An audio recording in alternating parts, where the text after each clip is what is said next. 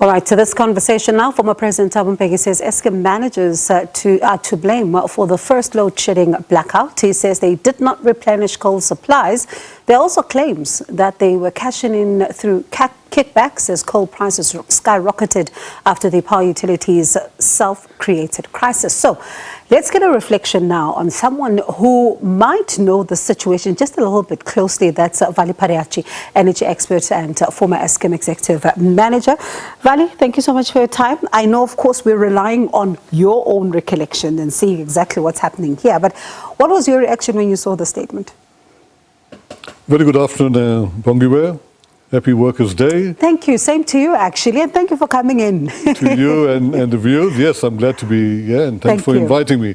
Yes, when I saw the statement, I wasn't surprised because I've been there at Eskom.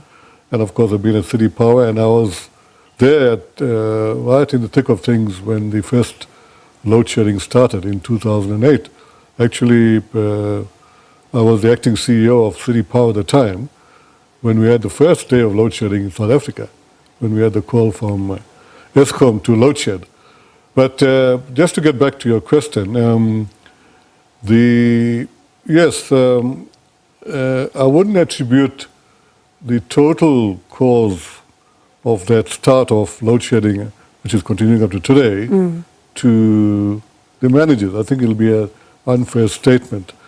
I mean, in any major incident, that was a major incident, load shedding is a major incident, you have what we call direct causes and you have root causes. Now, you have a number of direct causes, and we won't get there. I think it's common knowledge. But I would attribute two main root causes. You would argue it's one, but in this case, you have two.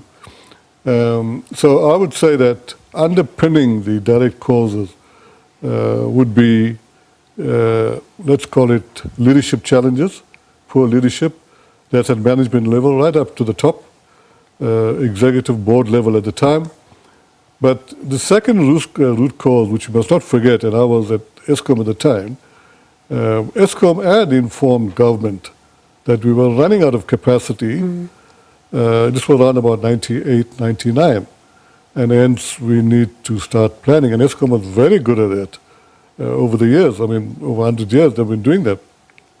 But government, and I won't tell you under whose watch it was, had indicated to Eskom, Eskom, you will stay out of building of new future power stations, and we'll invite the private sector. And maybe government had good intentions for doing so, but the private sector did not grab onto that opportunity because there were other major strategic reasons for not doing so. So, Bongiwe, I will say that there were a number of direct causes, but the two main root causes were poor leadership, because it gets down to people eventually, and this government decision. So now, if then we are to hear about the story then of coal, and it's being based on a report that is said to be locked away, and it's a classified or a confidential report, what then do we believe, and how important is it for this report to then be made public so that we kind of understand exactly what's going on here? Let me make the disclaimer again that I don't want to talk on the merits and demerits of President Mbeki's assessment of the situation. He has his views for that and reasons, and he's entitled to that. But let me give you my take from my experience. At the time, actually, when I got that call when I was acting CEO, the first call around about 4 in the morning, I was told we are going to be load shedding shortly, and it's due to wet coal, right? Now, the person that gave me that message was an ex-generation person, although he was working in customer service, and I said, we come from generation, wet coal is never an issue. But anyway, let me answer your question. So at the time, 2007, 2008, and you would argue it's also probably poor management, poor leadership on the primary energy side, we were running out of coal, significantly running out of coal at power stations.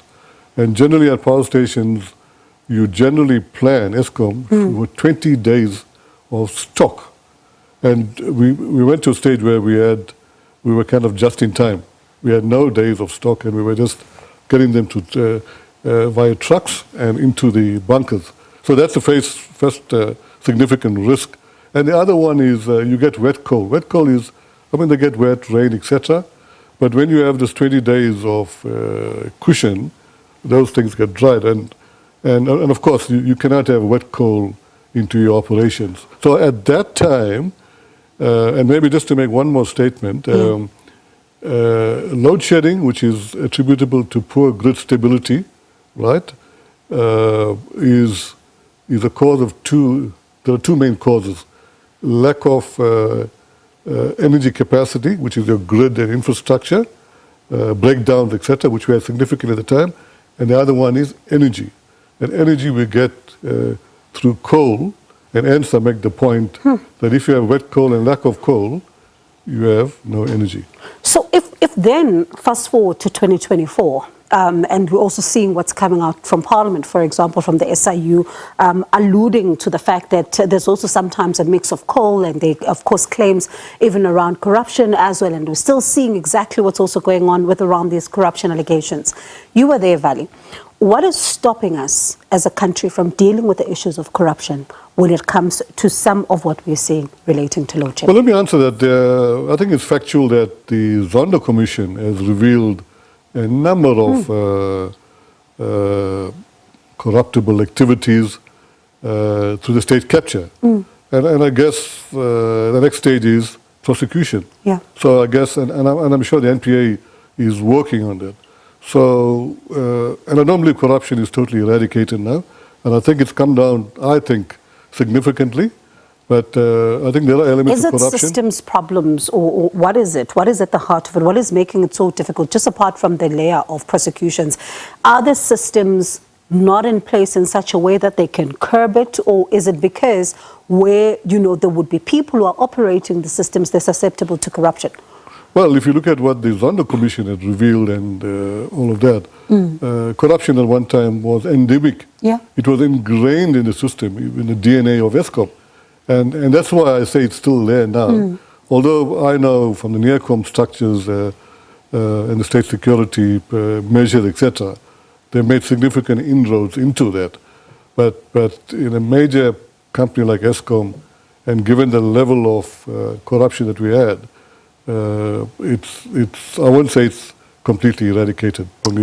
So this issue then, when you look at it, for example, around load shedding, there's of course a lot of statements that are being made right now, but at the same time, South Africans just want to know, will we ever get to a point where we see the back of load shedding? Yes, right now, everybody's excited about the fact that we haven't seen much of it, but does it look like there's a working together towards that, if we're still seeing some of the statements that are taking us back into the past and attributing some of the blames, and we're still none the wiser because we haven't even seen this report as well? I'm glad you asked that question. It's an excellent question. It's been asked a number of times. Yes, we will stop load shedding, but you didn't ask me when. Exactly, I was going to go there. When? But in my experience, I think although a lot of effort has been put into it by the near-com structures, by Eskom, by the new board, by the new leadership, by the Eskom generation, I'm very close to those structures.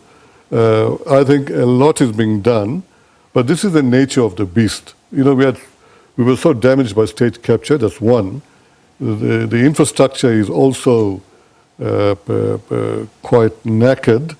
We can't get away. We applaud the 32, 33 days of no load shedding, but the grid is still erratic. The grid is still unstable. By Eskom's winter report the other day, they've admitted that we will go back to load shedding in winter. I'm of the opinion we'll go to between stages 1 and 3, and maybe beyond stage 5, but maybe not beyond stage 6. You were going to say no.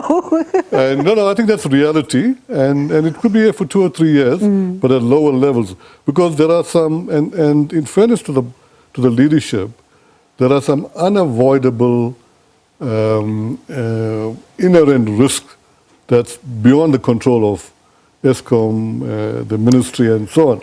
And just to finish off that point, until we address those unavoidable risks, load shedding will continue. That's why I say. And just to finish off that point, the energy availability factor is still low, albeit they've got to 61%. but they need to be at 70-75%. And the other one, Eskom doesn't have, they virtually don't have any reserve margin. They should have had 10 to 15%. In 2002, we had 20% reserve margin. So that eradicates any cushion that Eskom would have had. So briefly then, as I let you go, so government then, looking at this particular statement, government can't exonerate itself then and say that they should not have apologized for load shedding, because I'm listening to what you're saying. It's a two-pronged problem, which also signals that they also need to take responsibility. Like they. Well, let me be really careful and answer that question in the following manner. I think President Mbeki, in his statement, had indicated that he apologized, and he's the president of the government, based on certain information that was made available to him. And of course, he's disputing that, and of course, let's not get there. But I'm of the opinion that whether it's government's fault or not, we fell behind in planning for new capacity in the early 90s to early 2000s. If we had done that, we could have been ahead of the curve now. But because we didn't do that, and government came back late after 2006-07, and we started building sort of Kusile and Medupi, and we haven't finished building them yet. Although we should have finished a long time ago. I mean, there's also reasons why, for why that has delayed us. That's also contributed to the load shedding, Bongiwe. Sure, quite a lot to talk about, Vally, but thank you so much for your time. Appreciate it, and for taking us back in time. I remember 2008 like it was yesterday, but thank you so much. That was Vally Padayachee, energy expert and former Eskom Executive Manager.